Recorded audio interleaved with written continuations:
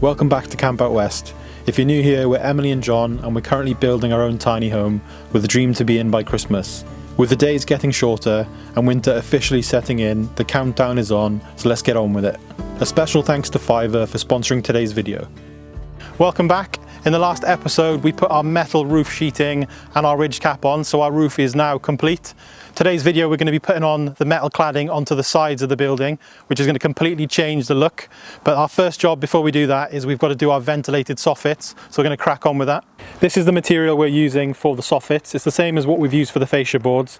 So it's a UPVC product, and it's got this black wood grain finish on it, which looks quite nice. The reason we've gone with this instead of the more traditional wood finish is this is way lighter, and we're hoping it's going to have a lot less maintenance needs for the whole lifespan of the building. So we know we need some airflow to come from underneath the eaves of the building to ventilate the roof space. So we're going to be using this along with the bug mesh that we've used on other parts of the build, and it's basically going to get stapled onto it, and that's going to give us probably an inch around both sides of the roof for free airflow to take out all the moisture. So we thought we'd show you the detail of how these are all going to go together. So this is the fascia board on the right there for you, and this is the soffit. So it actually like sort of locks in there, and then it gets nailed up into the ends of the joists. And this is going to be our bug mesh then. This is going to be stapled from above. So that's what you'll see if you look up at the eaves. First job was moving our scaffolding platform into place, ready to fit the first soffit.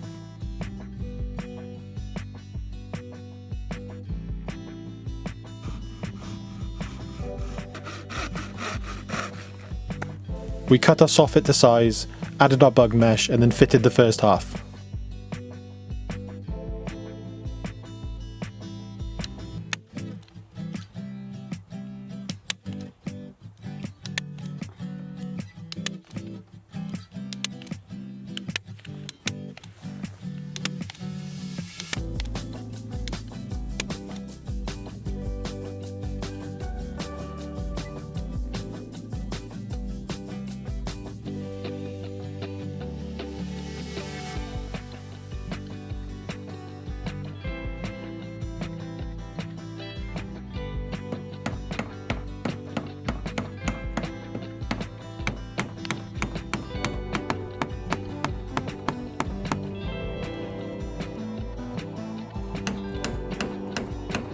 Then it was time to do the other half.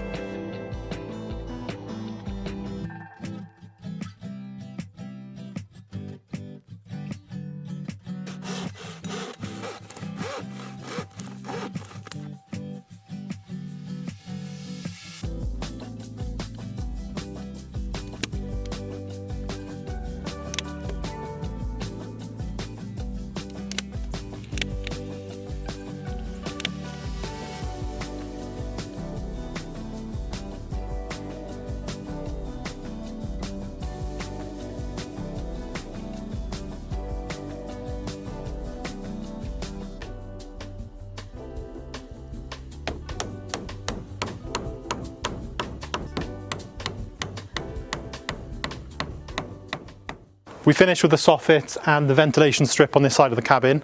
We're getting ready now to put the black metal cladding on the back, but first we need to counterbatten it, so the same technique we used on the roof of the building. So we need to go and get some, so we're going to jump in the car, head off to the builder's merchants.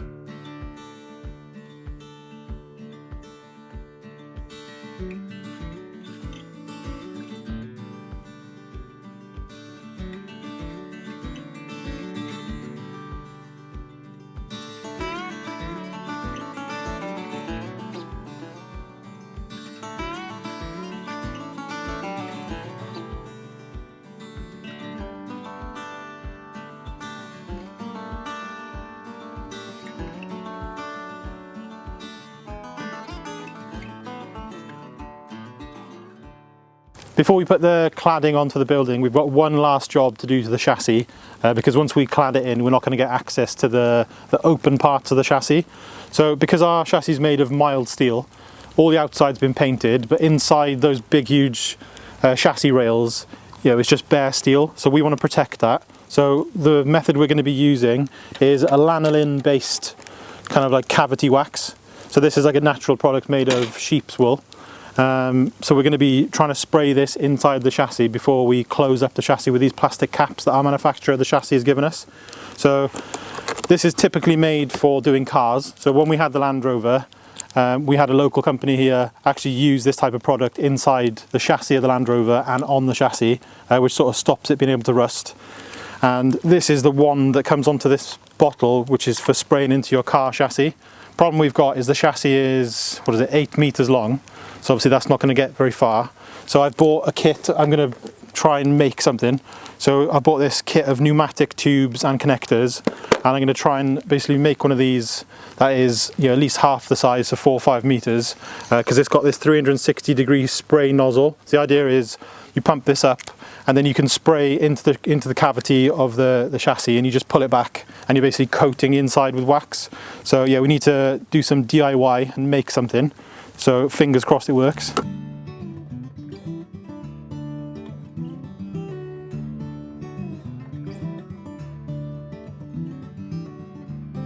We opted for a lanolin based wax instead of a more traditional wax oil, as it's less toxic, and if the chassis ever needs any welding in the future, this stuff isn't flammable. We didn't realise when we bought the land just how much work goes into building a structure on a chassis and making sure it lasts. There are so many elements like this that we never dreamt we'd have to do, but we're hoping by covering all the bases that our chassis will have a good lifespan and that all these little jobs will be worth it in the long run. Now my sprayer was set up, I was ready to pump the cavity wax into the hollow tubes of the outriggers.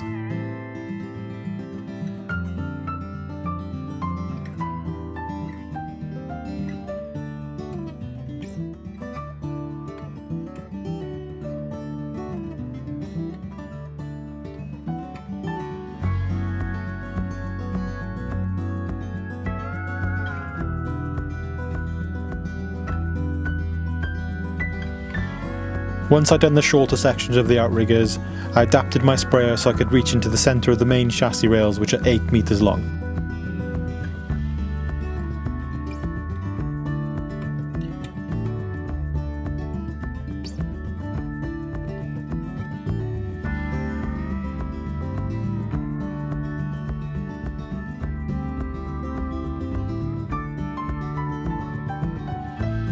The pipe was so long it kept curling back on itself, so we tied it to a roofing batten so we could feed it all the way through.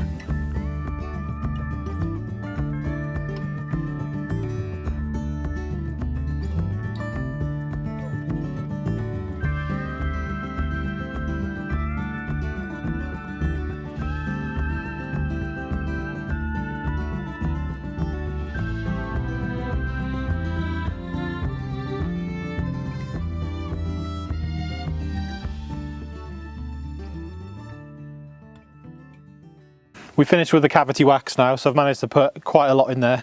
It is, I think, 2 or 3 degrees, so it's definitely too cold really to be doing this. It's a job you'd probably want to do in the summer, and because it's so cold, that wax and the oils, they're quite thick, so it's not really spraying out of the head of that hose. So we've ended up basically pumping it out like a little hose pipe and then just flapping it around. So we've ended up using loads more of that than we planned to. So we've got it running out the sides, but at least there's loads in there. So just to finish off the ends now, so Jez from UE Chassis, he popped up with us a couple of months ago and he actually bought us plastic caps to close up the chassis. So now all that wax is in there to protect it. We can put these on there to keep any animals or bugs out of there. Let's see if I can get that on there.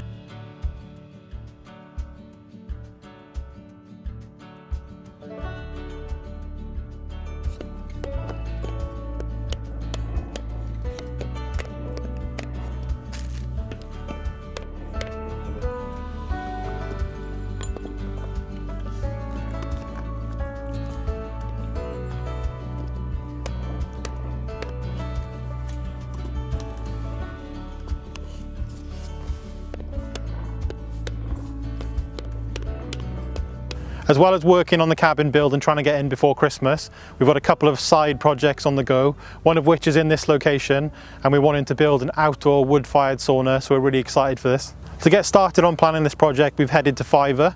A special thank you to Fiverr for creating our mock-ups of our sauna area and for sponsoring today's video. We want to create a wilderness sauna space for our future guests, as well as something for us to enjoy this winter. So if you watched our last video, we went up to North Wales for my birthday, where we got to try a wood-fired sauna, and it just happened to be the same brand and model of sauna we'd been looking at. So having tried it and seen that the quality was really good, it kind of pushed us to actually go ahead and order one. That'll be arriving in a few weeks, which we're really excited about.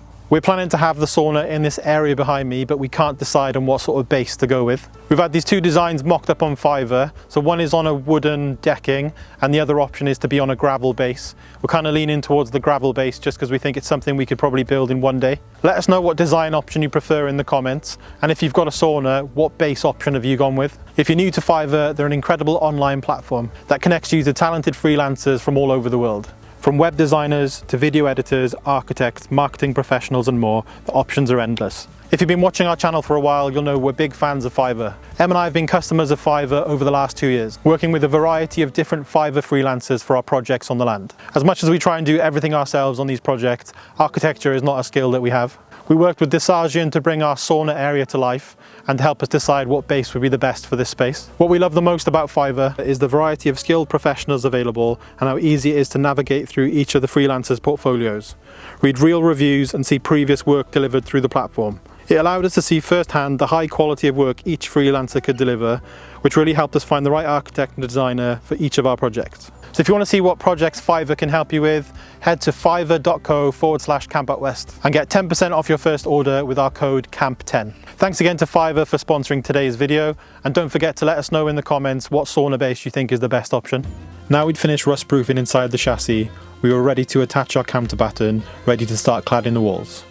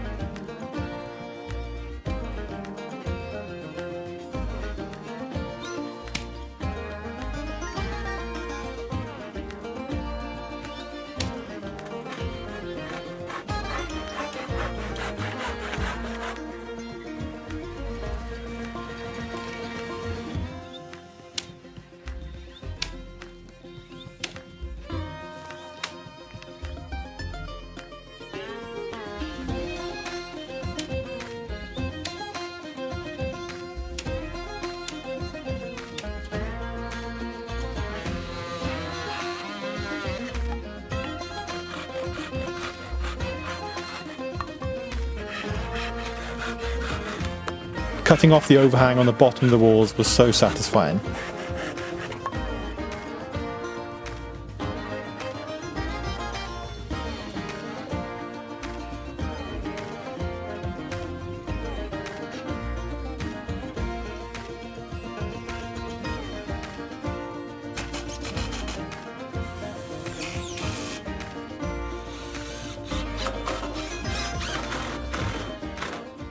This is the first lot of fixings on the wall cladding, and we're just showing you the detail now, so where it butts up underneath the soffit onto that mesh. So this has given us our movement of air that can go into the roof cavity, but is keeping all the bugs out. So quite happy with that, it's quite clean looking. I used our trusty chalk line to make sure we were getting our fixings straight and uniform.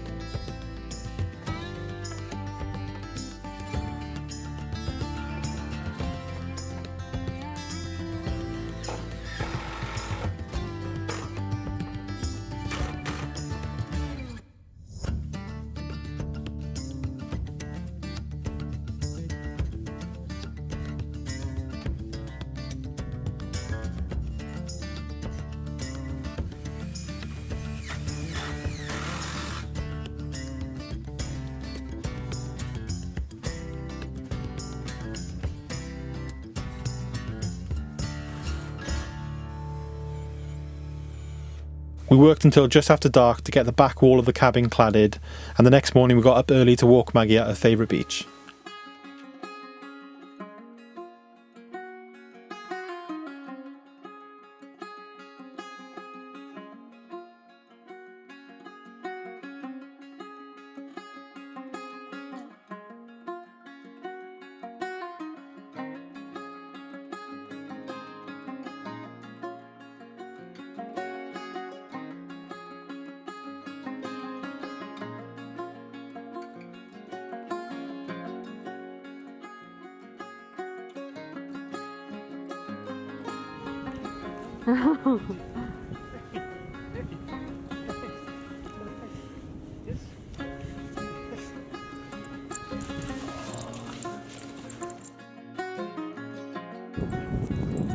Hi. Hi.